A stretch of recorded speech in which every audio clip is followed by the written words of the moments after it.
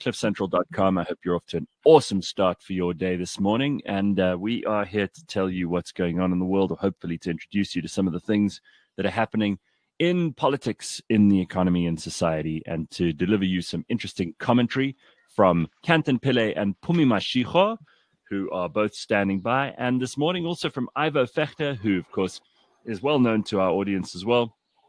Nice to see you, Ivo. Good to see you, Kanten. And Pumelele, welcome back. You can all hear me. Silence descended upon the house. Good morning, Gareth. Nice to be with you. I was going to say, did I say something to offend you? Probably, but not yet. All right, guys, there's so much to talk about. The Burning Platform is brought to you every week by Nando's, and this morning is either going to be lemon and herb, or it's going to be hot, or it's going to be very hot. And Has anyone seen that meme of Tito as a chicken? And I strongly think that we should be speaking to Nando's creative agency to try and do something with it. Yeah, I'm pretty sure they're on it already. Those guys don't waste any time. So let's talk about Tito, since you brought him up. Tito made a medium-term budget policy statement yesterday. I have to tell you, all it seems to me, and I've read the headlines off of it, and it seems to me he's just kicking the can down the road.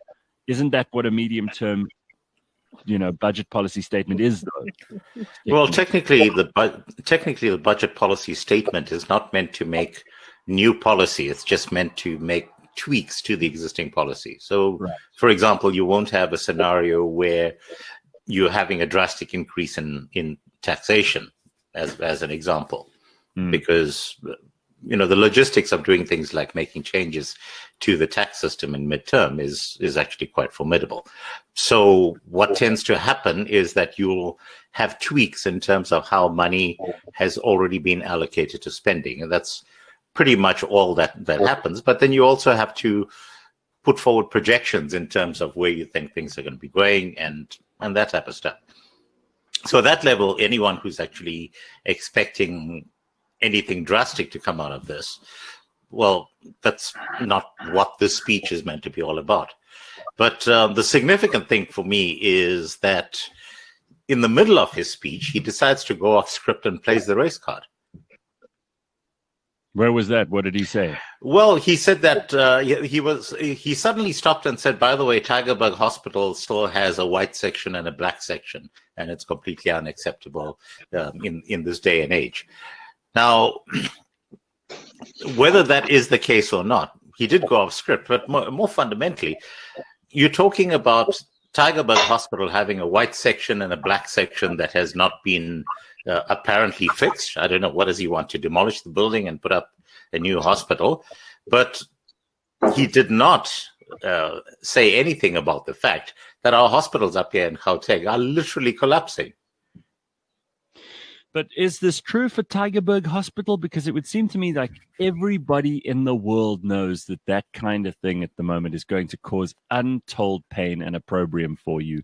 Why would anyone leave a sign up that said blacks or whites, or it's just asking for trouble? Well, there was an immediate response from the Western Cape MEC for Health, who gave him a resounding smackdown, saying, this is absolutely outrageous, and I demand an apology. Now, an apology will not be forthcoming. We know this, but certainly, whatever hopes I had that Tito might, to some extent, be slightly different from the rest of the coterie in the ANC. There've been a lot of people who've been kind of banging on this entire narrative that, no, not to worry, Tito is standing as a gatekeeper, and ultimately he's going to put in place checks and balance. And no, people, this is a crock. Okay, it is now evidently clear that he is cut from exactly the same cloth, notwithstanding his Goldman Sachs trading. I want to say that you and Pumi have disabused me of any notions that Cyril Ramaphosa is a reasonable, sane individual who we can trust in. So now you're telling me I can't even trust Tito. I'm saying I don't trust Tito. Gareth, I would never tell you who to trust. I'm saying that I do not trust him. Well, I don't know. That's only one of the few reasons I listen to the Burning Platform with you guys every week, is to find out who to trust. For me, before we get to Ivo, did you have any thoughts on the medium-term budget policy statement? But I told you guys last week that we're not going to get anything exciting out of Tito. We're not going to get anything different. The man is busy, guys, cooking pilchard with garlic. And there's no way that he's going to. People like to think that he's going to come out differently, and as Catherine's been saying, that he's going to be some kind of gatekeeper. But that's not who he is. He didn't even want the job to begin with. And he categorically said this on his social media months before he was given the job. So why would you think that his mind is in the game? Okay, you're really shattering all my dreams. Sorry. Let's go to Ivo. Ivo Pachter, it's nice to see you, my friend. How are things going? And what do you have to say about Tito and the medium-term budget policy statement? I've just got to point out, Ivo, for people who are just listening and not able to watch at the same time, Ivo is extremely warmly dressed, which leads me to believe that things are kind of cold down in the Western Cape right now, Ivo. Or do you have COVID? It's a chilly morning. No, I don't have COVID. All right. And if I did, I'd be in good hands. My wife has been COVID nurse throughout this whole pandemic. So, oh wow. Very. I'll be in very good hands. No, but if you haven't been tested, Ivo, how do you know that you have COVID or not? No, I haven't been tested, so I may very well be asymptomatic and causing a plague. But I'm not going to bring that to the attention of the authorities, lest they ship me off to Mossel Bay to an isolation center. Okay. Tito. All right. Firstly, I did say right from the start when he was first appointed, I said the guy is a socialist through and through. Right. That's where his heart is. Right. Don't trust this guy. He's actually surprised me with a few of the things he said. Over the years, we got to control spending, blah, blah, blah, we can't let the looting carry on and so on. He's said a few of the right things, but I did warn right from the start, don't trust him. What he did with that hospital thing, frankly, that is dangerous. And I really think he needs to be brought up on this, because what's going to happen with this sort of thing? If you think that there's a problem at Tygerberg Hospital, and there very well may be. I mean, I haven't been there in, 20 years, so I don't know. If there is a problem, then quietly go and deal with it. It's not as if you can't go there and say to the hospital administrator, listen, this and this and this is unacceptable, and we expect to change within a month, and fix it. Now he makes a public statement like this, and what do you think is going to happen? The EFF is going to just take this and ignore this? Or are they going to pull a clicks on Tygerberg Hospital? And riot and break the doors and break things and stop people from getting healthcare and endanger people's lives. This is an absolutely reckless act on the part of Mboweni. I was really surprised by that. I thought that was really out of line. So yeah, there's that. Can I rant? Yes, can I rant? Of course you can. Rant. That's the whole point of this show. This medium-term budget policy statement was nothing more than Mboweni reneging on his promises and admitting that there is nothing he can do to control the government. Right? He promised us earlier in the year that he would keep our national debt to below 87% of GDP. Now he says it's going to stabilize at 95% of GDP. That's a big gap. Right. He said the economy will contract by 7.2% in 2020, and then he spitballed a few positive numbers for the next 3 years to make us feel better. But that sounds like recovery, but it isn't. Right? That growth is going to come off a much lower base. Right? And by the end of those 3 years, we still won't be back at 2019 GDP levels. All right, so we'll still have a problem by 2024. On the public wage bill, he says he cannot usurp the powers of the Minister for Public Service and Administration, Minister Zenzo Mchunu. He can't do anything about the government wage bill himself. So he says, bring it down, but I can't do anything about it. It's up to Minister Mchunu. Then the DA told him that he capitulated on bailing out SAA, and he got very upset, and he said that they were out of order. Right? But the thing is, he did say that SAA wouldn't be bailed out again. He said that at the beginning of the year. Now he says the Treasury is just carrying out a decision by the national government to bail out SAA. Well, then he has capitulated. And he's admitting that he does not have the power to stop governments splurging billions on whatever takes their fancy, isn't it? If he can't even stop the 10 billion to SAA, what can he stop? What control does he have over government and over government spending? He told the DA they must stop this nonsense. Yeah. Well, the nonsense that needs to stop is throwing billions of rands we cannot afford down black holes like SAA. Right. What with the travel bans and everything, I thought this was the perfect opportunity to let the private sector rebuild the airline industry, without the burden of being bullied and undercut by a public carrier that gets bailouts every year. Right? Hell, we don't need the government to fly rich people around while poor people have no jobs, no houses, and food. The government's got other things to worry about. And I think all of us have been making that particular point about SAA in this space for the past 3 or 4 years, I should say. And no, exactly. To know it's the absolute logical thing. And the thing is, Mboweni used to agree.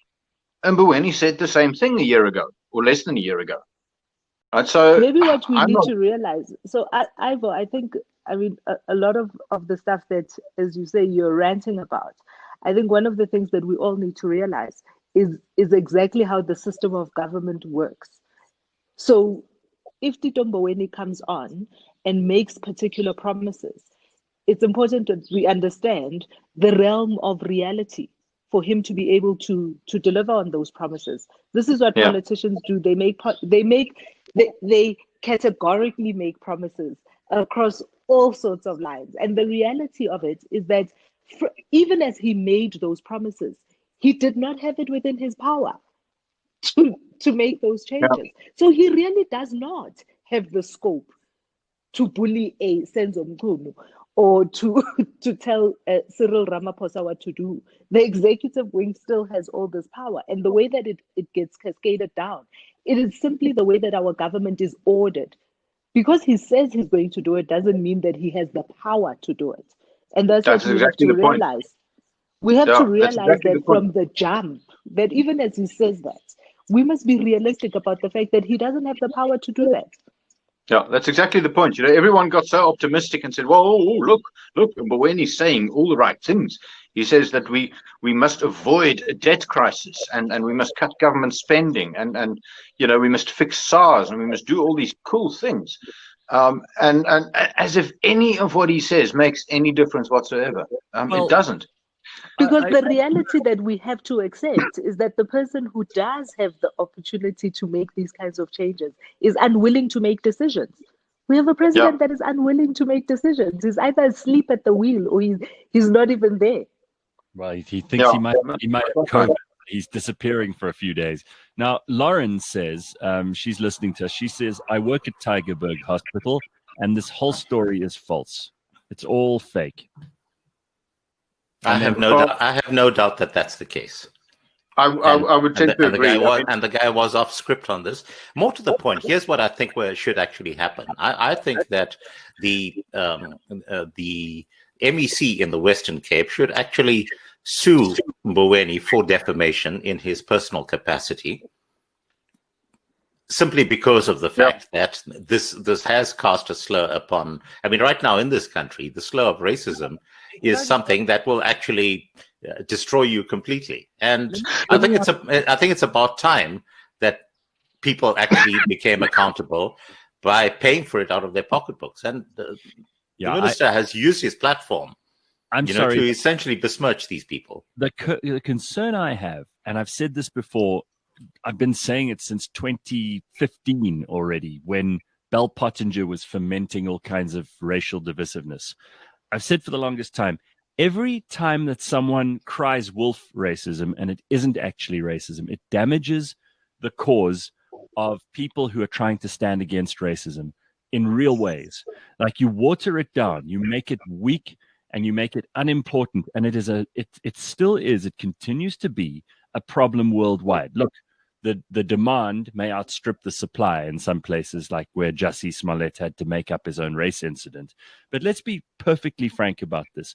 Every single time that someone alleges racism and there isn't any, it damages the cause against real racists. And I think that this is extremely pervasive and very, very dangerous in the long term, because soon everyone's going to be called a racist, and soon every institution is going to be called systemically racist, and then eventually nothing will be worth keeping.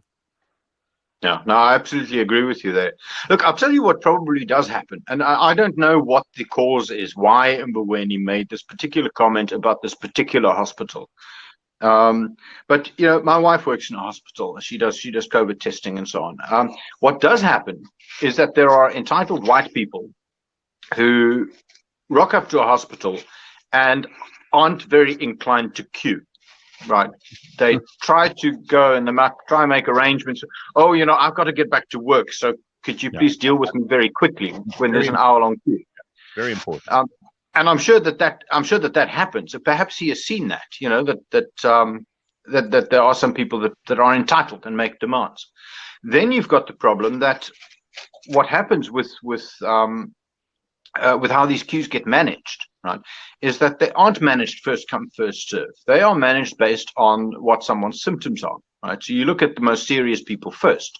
You know, people who need to go into operations, they need to be treated quickly. People that can't breathe or their oxygen sats are low, you know, they need to be treated quickly. So they get jumped to the front of the queue.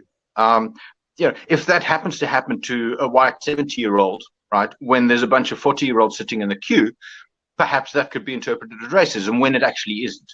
So, you know, I'm sure he saw something there, but I'm not sure that he saw what he thinks he saw. And to then say that Tygerberg has a black and white section is absolutely outrageous. That's, you know, that cannot possibly be true. And let's also be very clear, guys, that a lot of these public hospitals also have separate facilities that get provided for people who are basically there to make use of the public service portion, or those who are on medical aid actually get to jump the queue because they're paying for it. I don't believe that's true. It's certainly the case up here in the former Joburg General at Charlotte Maclecker, which is where when Mantabazana Shabala Simang was getting her treatment sorted out, that was paid for by medical aid, but it happened to be at a public healthcare facility. So what they have queue, a two-tier system that allows for non-paying and fee-paying. That's what we have here. But I just want to say, one of the things that does happen with cries of racism is that it's a distraction. It's a distraction from exactly what right. should be spoken about. Right now, as we're having this conversation going around and around as to who pays for what and who gets to jump the queue, what we're not talking about is we're not talking about what the real problems are. We're not talking about what the real issues are. Racism is a problem in some places, but most South Africans are actually encountering other Black people, whether it's in the public service, whether it's in the service delivery. What we are encountering as Black people with this government is we are encountering other Black people treating us badly. That's what it is. And for as long as we can distract ourselves by saying it's a racist issue, it's a racism issue, then we're not dealing with the real problem, because we've got this unseen enemy over here that we're trying to fight. But the reality of it is that he had no ideas. He has no ideas to share with us. He does not have the power that a lot of people. He does not have the power that a lot of people seem to have imbued on him. And he has a boss who's unwilling to make hard decisions. Yeah. That's the reality of but he does. But he does have ideas. He does have ideas. I heard them last night, yesterday afternoon. He said he can't stop ministers from blowing their budgets, but there's 177 public infrastructure projects, 12 new harbors. I mean, you know, the whole year, right, throughout this lockdown, right, when I didn't have cigarettes and I couldn't drink booze and so on, the whole thing I was thinking was, if only we had 12 more harbors, everything would be okay. You know? Well, guys, it's like he's playing SimCity. He thinks, oh, you built some infrastructure here and there, boom, boom, boom, and it'll magically start making money. It's like he's playing some computer game. Now, I would love if he actually had played SimCity. Perhaps we would have some infrastructure plan. But I don't think he's even played a strategy game like that, because all of this. Listen, I had a really interesting conversation with a friend of mine on Monday, who I do regard as one of the people who very seldom gets things wrong. And he said to me, you've got to realize three things about the ANC. So I'm going to repeat them here because I think they're all true. Number one, the ANC is a criminal organization. But number two, they're extremely incompetent at being a criminal organization. So they're like the mafia, but they never really get things right. They're like Keystone cops. They're falling over their own feet. They're sliding into the river. They knock things over. They break their own creations, all that kind of thing, right? So those are two. And the third thing he said is that you've got to be very honest about the fact that most of the people who are running this country at the moment are actually quite stupid. And this is something we don't get to talk about very much.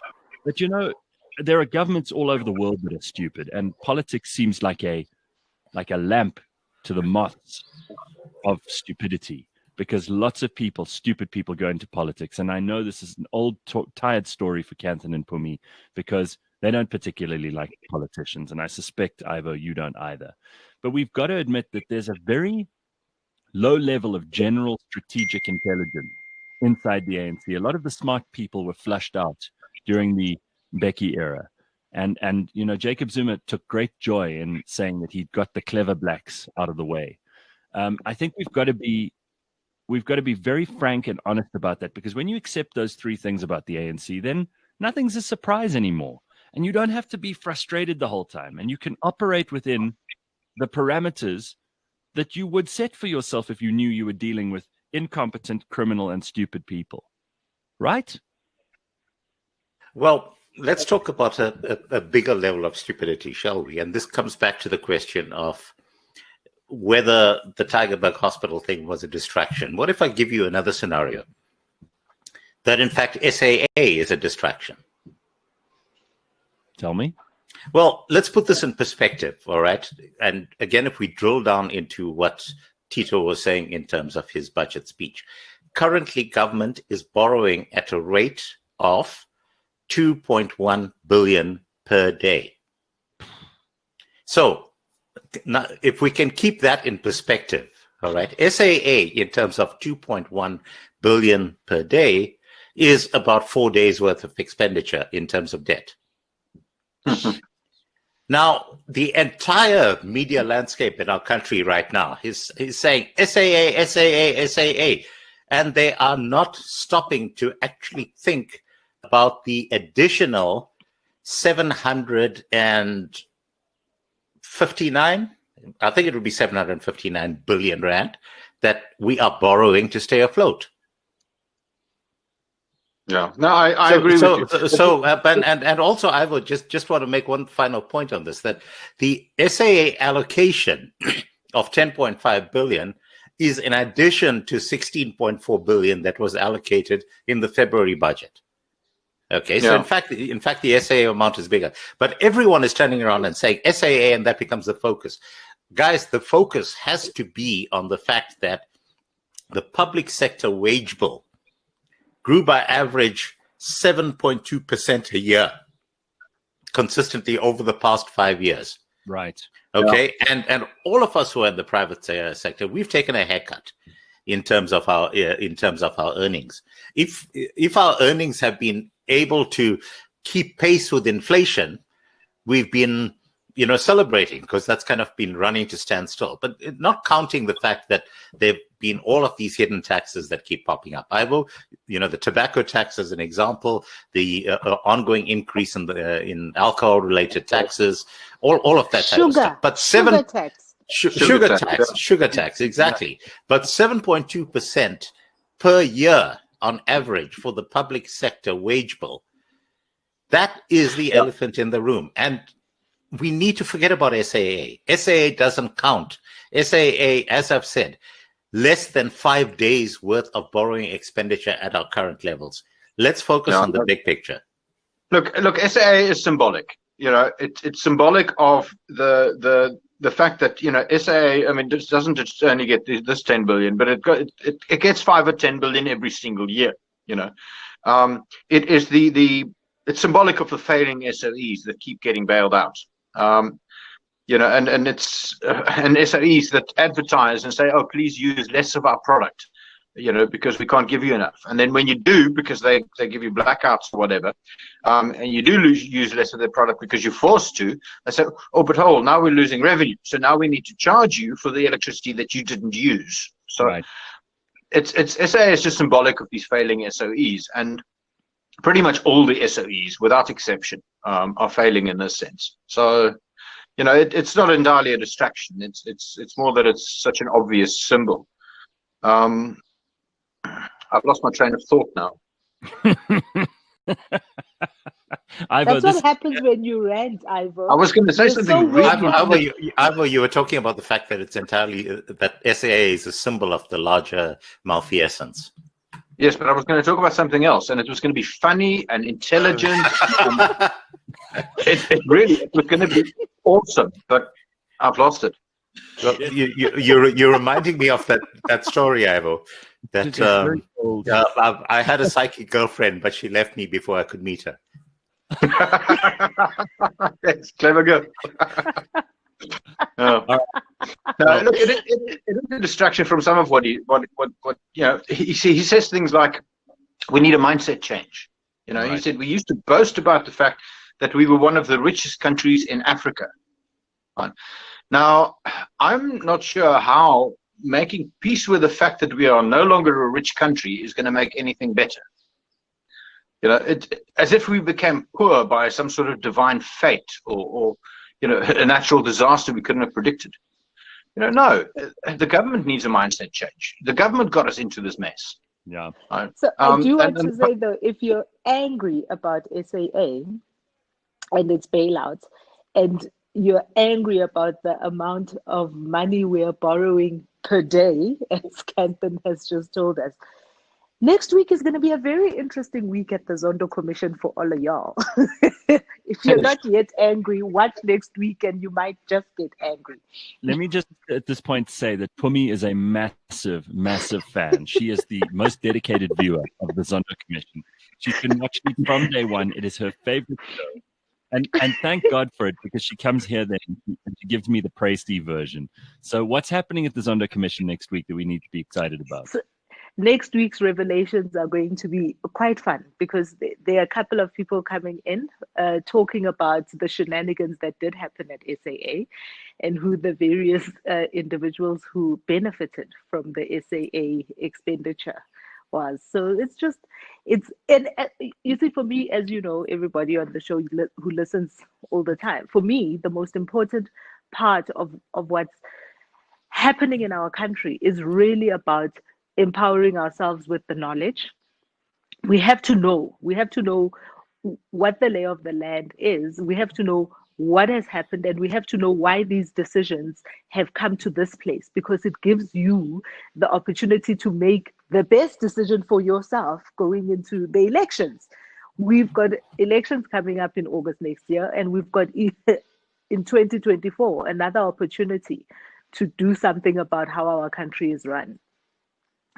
And for as long as we're only just listening to one or two people and what their opinions are, and thinking that the answers lie in some kind of strong man that will come in and save us, we're not going to make different decisions. We're not going to make different decisions. So the important thing is really empowering ourselves with the knowledge, understand what has happened and where it all went wrong, and why those decisions have got us to where we are, so that you make a different decision when voting time comes. Right. Well, there's some solid advice. Saying. All right. Can we just talk about a few specifics here? As William Kiese has been back on the rampage, he says the absence of a formal state of disaster makes it impossible for him to manage COVID. And Nkosazana Dlamini Zuma keeps on renewing the state of disaster quietly in the dead of night. It's now been moved. I think it continues until Sunday. And then there are various court actions that are going to be brought against her if she tries to continue it again. But the reason that they like this state of disaster, and correct me where I'm wrong here, Ivo, is that it allows government, especially the executive branch of government, extraordinary powers to do what they want without Parliament say so, without any other permissions that they would usually require to make these decisions. So we should have an end to this at some point, right? Or what kind of state do we live in? Well, that's exactly the point. I mean, the state of disaster is already very alarming. You know, when this whole thing started, and they only declared a state of disaster and not a state of emergency. You know, we know the state of emergency would actually suspend parts of the Constitution.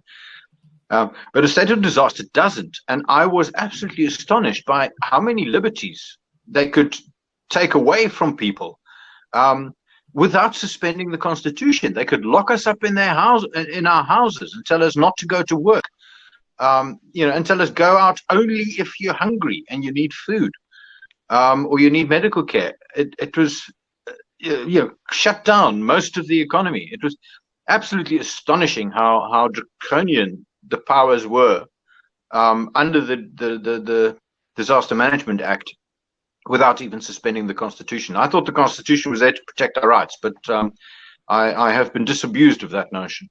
But I know the fundamental issue out there is that the courts, by refusing to move swiftly on it, actually became complicit in it.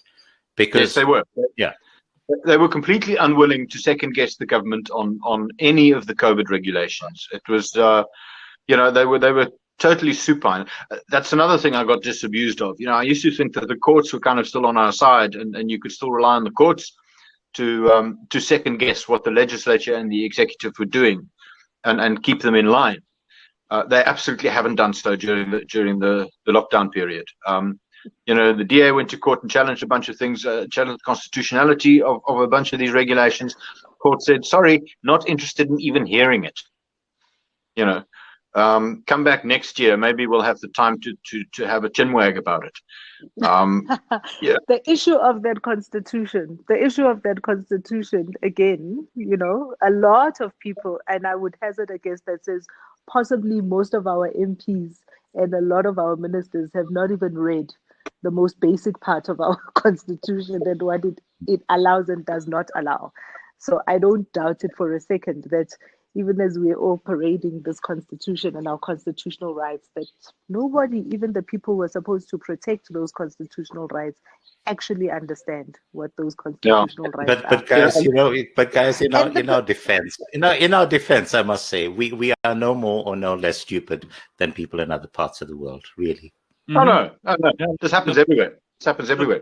I always say thank God for the townships, because the townships in this country put the middle finger up nice and loud and clear to government and said, we're carrying on with our business. Largely, in most of the informal settlements in South Africa, people carried on with their lives. They paid no heed to the government, and it was a great survival strategy. Because that was one of my big arguments against lockdown in the first place. I said, how are you going to lock down the townships? You can't. Well, they didn't. So, and it proved that all those Karens in the suburbs who were so careful to follow Zweli Mkhize and Cyril Ramaphosa's rules and sanitize and mask and all that stuff, those people saved not a single life. And the people in the township may have inadvertently, by carrying on with their lives and living and trying to do normal commercial activity just to survive, they may have created a state of at least some kind of herd immunity in those communities, which may spread and save the rest of us. It could explain why our death rate is so low. Obviously, the young population in this country has a part to play in that, as does our climate. But all of these things together, these factors together, have resulted in a tremendously low death rate in Africa. And in South Africa, we've done pretty damn well. And it's not because of lockdowns. No, it's not because of lockdown. It's a number of other possible reasons, some of which actually still need to be scientifically investigated. But you know, I would say I do think that sensible precautions are reasonable, and I'm in favor of masks and sanitizing and keeping social distance. I think that's a reasonable, and we know it works. It does slow down. It slows down epidemics. And that's very important, especially near the peak and so on, where you don't want your healthcare systems overwhelmed. Our healthcare systems are pretty shit to begin with. So, we don't want to put them under too much pressure. I think it works. I still wear a mask. I still sanitize regularly. Just it's a sensible precaution. That's not what's killing our economy. That's not what's killing the country. But yeah, a lot of the other rules, exercising between 6 and 9 in the morning. You remember that one? Yeah. Absolutely ridiculous. Well, not buying alcohol on weekends because the virus is clearly watching. Yes. Yeah. No. Can we talk about Cyril's proposed 500 billion rand fiscal relief package? And it's part of what Tito's meant to put into action here. How much of it actually exists? Well, I don't know. This is what I need to ask you. Because if you look at the 200 billion of that, which goes to the credit guarantee scheme, it's supposed to be guaranteeing banks somehow that businesses who borrow from them will pay it back. Well, those loans come with a fee that is paid to the government, so they're actually not competitive. So nobody's picking up those loans. I think only about 10 billion or so has been lent out under the 200 billion loan guarantee scheme. That's not money that's lying around that's being used here. So 190 billion of that 500 billion, right, doesn't exist. It's not there, right? So now we've got to talk about 310 billion, right? And there's a few projects and so on, but they're all pretty useless things. They sort of brag about, we supported almost half the population during the lockdown period with various grants and whatnot. How can you brag about the fact that half of your country lives off handouts from the state? How can you possibly think that the economy can carry on that way? Earlier this morning when we were speaking to Sean about the crypto, he made the point of how much money is printed and is currently in circulation. This is definitely one of the things that you see with a lot of the kind of the notations that we get from our Cyril. So all of these billions that I talked about, it's a ledger input, right? Yeah. Someone is like with the little sharp pencil, ledger input. And what it doesn't translate to, it's simply shifting around these debts. And that's why a lot of the people, when he came out with his talk and his stimulus packages and his 200 billions that he's raised from the private sector, all that it is there's nothing new there. All that it is it's shifting the numbers around on their spreadsheets. We were speaking earlier about the statue, the War Tambo statue, and the fact that it cost 13 million, which is actual money that was given to Dali Tambo, right? For the statue. And the fact that if that 13 million were to have been given out in little envelopes of 350 rand, which is what the government did send out to some people, that's some 37,000 people who would have received their little 350 rands worth of COVID relief.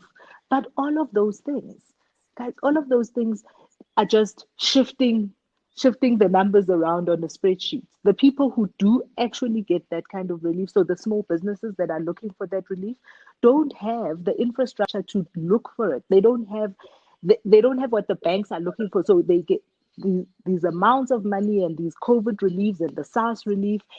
In order to access it, you have to access it through a very complex and very tiring system of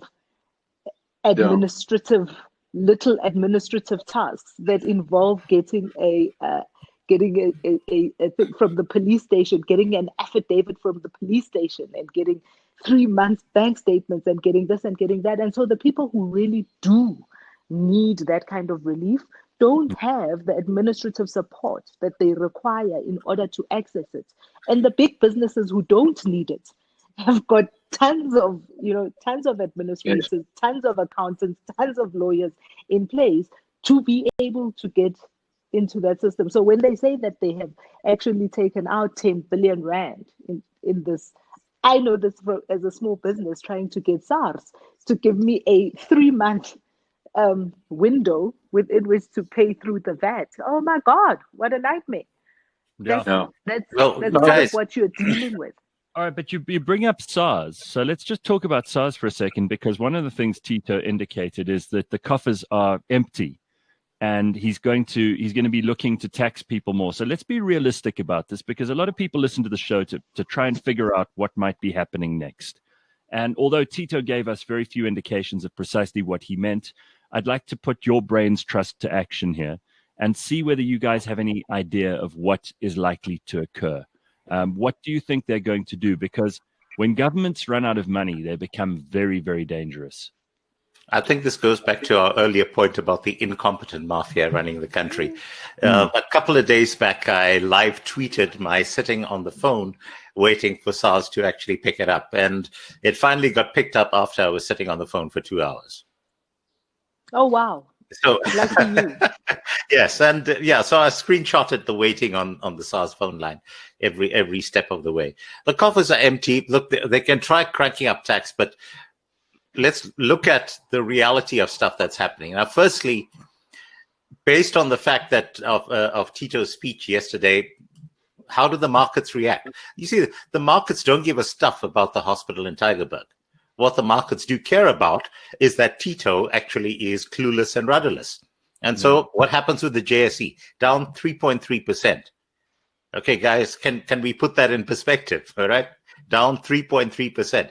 I just want to throw something in here, and Ivo, you know something about this too. There have been no new listings on the JSE for some time. No new listings. Yes, one of the reasons for that is the people who have delisted. Yeah. Yes, the requirements for listing on the JSE are now so onerous that people just don't have an incentive in terms of going in that direction anymore. Besides, remember the reason why people get onto a stock market in the first place is generally so that they can have an IPO, so that they can actually then get an injection of public funding. When the public coffers have already been looted, what is the incentive for people to go onto the JSE in terms of actually raising money? But, consider Anglo was down 5.1%. BHP was down 3.2%. Literally the biggest drags on the market.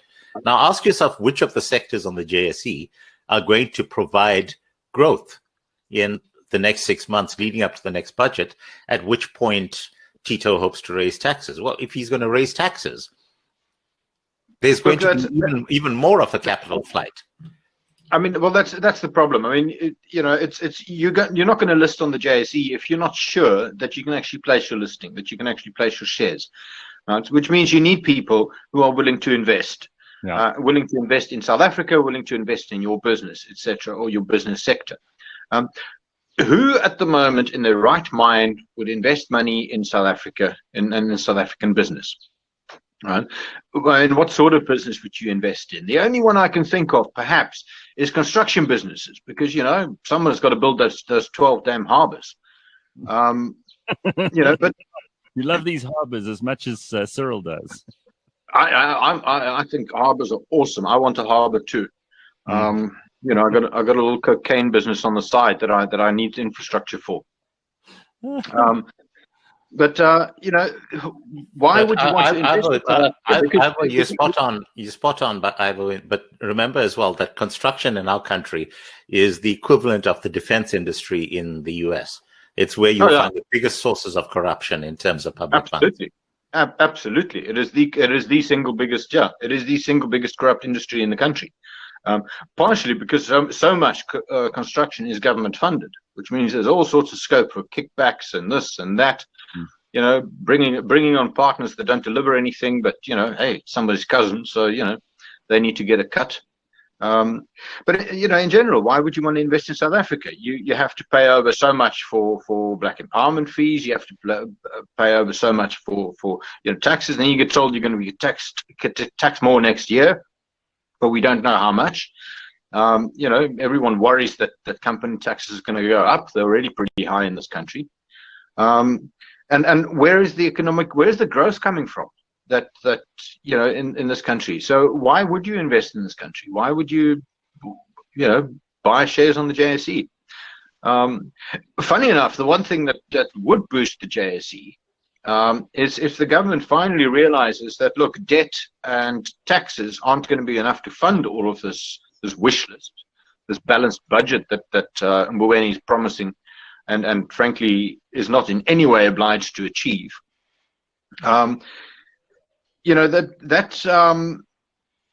If once the debt and the taxes run out, and I don't think he can raise that much more tax because there's just not the economy to base it on.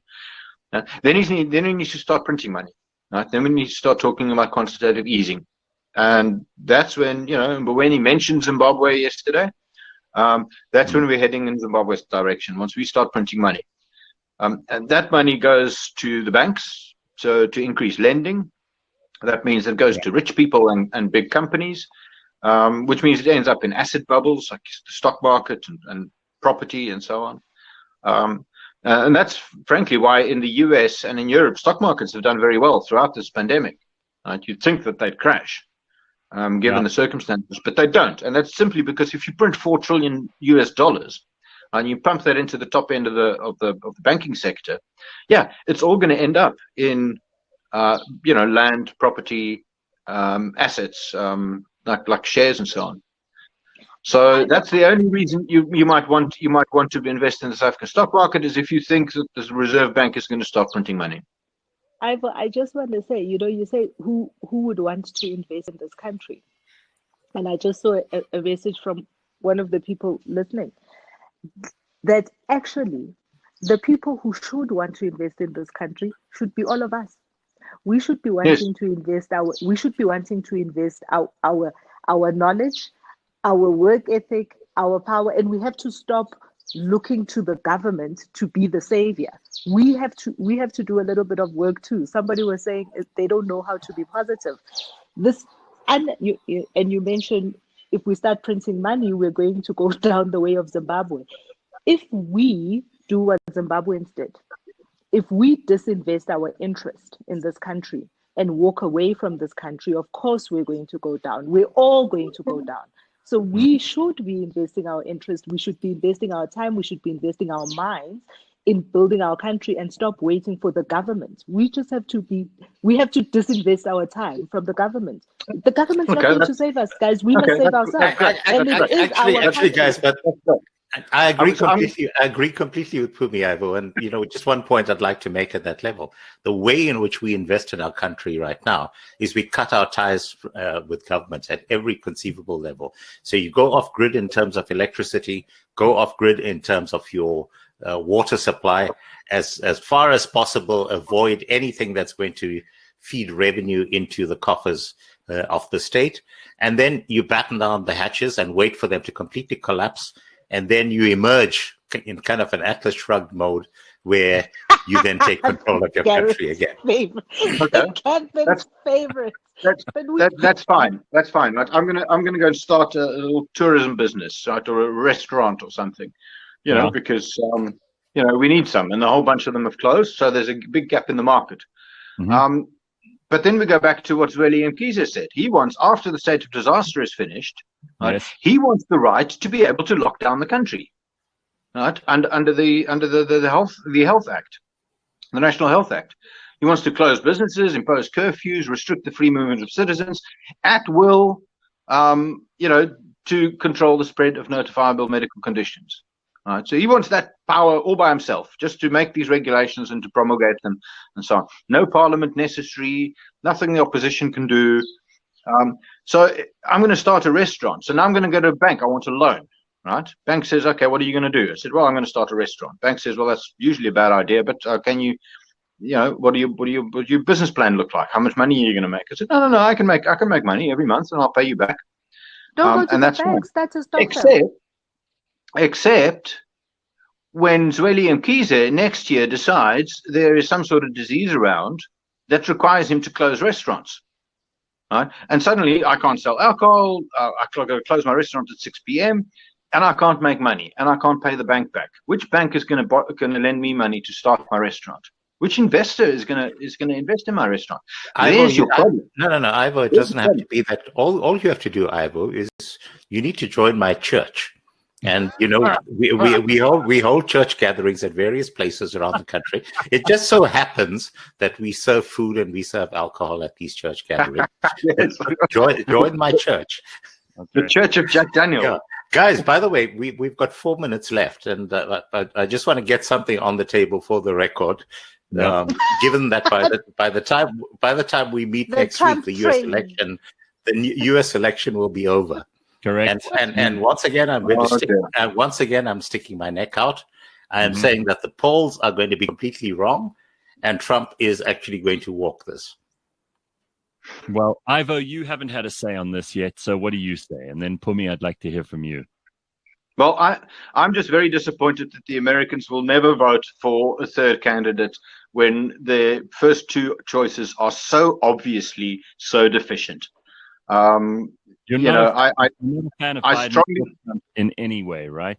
I strongly dislike Trump, and I think he's dangerous in many ways. There are one or two policies of his that I agree with. I'm against regulation, so I quite like the fact that he's taking a hatchet to the regulatory agencies. But in general, I think he's a buffoon and he's dangerous. Biden is equally useless. He's a socialist, and his deputy is even more left-wing than he is. So, he is totally uninspiring. The Libertarians have put up a candidate, Jo Jorgensen, and nobody's ever heard of her, and nobody ever will. One of the reasons is actually because what they need ranked voting, right? And this is your big problem with third-party candidates. If I have a choice between Biden and Trump, and I say, okay, well, I'm going to go with Biden or whatever. Right? But now I vote for a third-party candidate because I don't like either of the main party choices. Then I risk that the candidate that I least favor ends up winning because I split the vote. Right. So what you need to do is you need to be able to say, right, first choice is Jo Jorgensen. If Jo Jorgensen doesn't get a majority, then I would like Biden. Right. And that sort of system would prevent the problem of splitting a vote.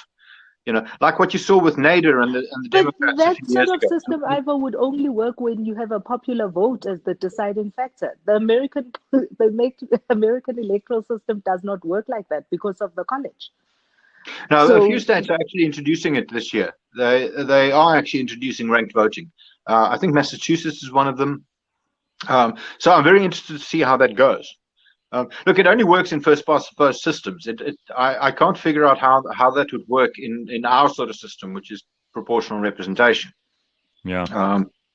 But it's something that I think the Americans really need to think about. If because every now and again a third party candidate pops up. I'm concerned about. Yeah, but I agree with you completely. But it's not going to happen in the next 20 years. So no, it's nice, but it's a pipe dream. Let's just park it.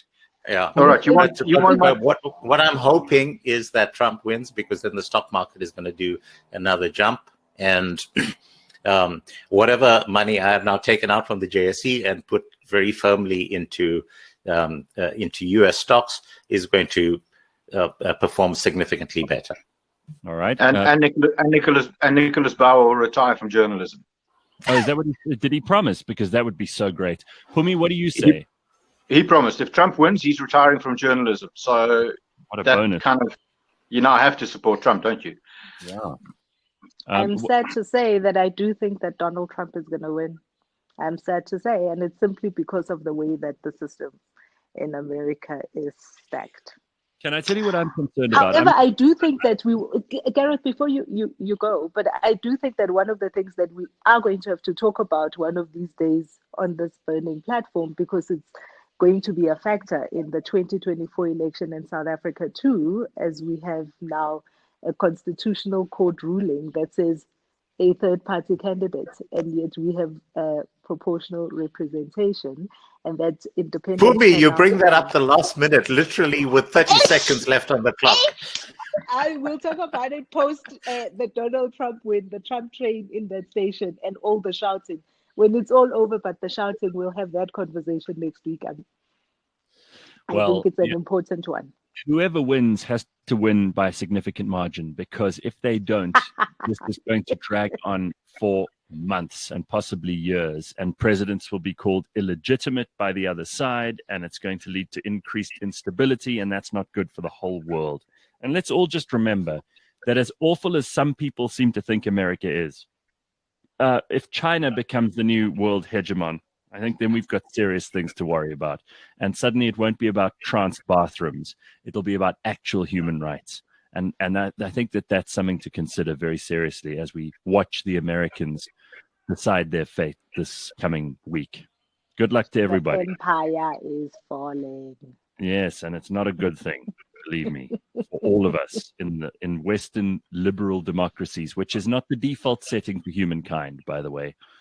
We should all be very grateful that we live in a time where there is as much. And they're under threat. So I agree with you. You know, America, for all its faults, is still a sort of a beacon for liberal democracy. And that's really the form of government that we all should be supporting. Well, don't take Ivo and my word for it. Just watch where migration happens. People are giving up everything that they have, little as it may be in some places, to get to America. No one is rushing out of America to get to somewhere else. And that is all you need to know. Correct. Thank you. All right, everybody, have a happy day. The Burning Platform is brought to you every week by Nando's. Thank you, Pumelele. Thank you very much, Kanthan, and our special guest this morning, Ivo Vegter. We will join you next week, and hopefully you will join us for another excellent episode. And man, will we have a lot more to talk about. Always a clanger from Pumi in the last 30 seconds of the show. Every week. It's never a dull moment. Don't drag my name through the mud here in the last minute. Yay! You always leave a little clip every week, so we'll get to that next week. And I know that there were lots of emails too for Kanthan, plenty of comments that we didn't get to today. Forgive me, we'll pick up on all of those next week too. cliffcentral.com